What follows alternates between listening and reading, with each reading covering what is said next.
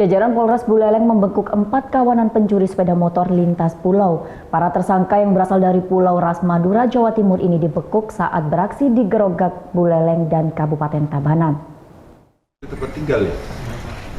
Maraknya aksi pencurian di wilayah Grogak, Buleleng akhirnya terkuak. Polsek Grogak yang bekerja sama dengan Polres Buleleng berhasil membekuk para pencuri sepeda motor. Muhammad Arif, 26 tahun, Moyasar, 16 tahun, dan Situan, 30 tahun, beraksi dengan Toyota Fortuner. Pelaku yang mencuri kendaraan anggota Polsek Grogak yang terparkir di rumahnya melarikan diri ke Tabanan dan melakukan aksi pencurian lagi di Pupuan, Tabanan. AKBP Marisuka Wijaya, Kapolres Buleleng memaparkan aksi para pelaku yang berasal dari Pulau Ras Madura. Dengan menggunakan kendaraan roda 4, pelaku mengintai kendaraan roda 2 yang terparkir dengan kunci tertinggal. Ini mereka sistemnya, kelompok ini tidak menggunakan kunci T atau merusak kunci. Jadi mereka hunting.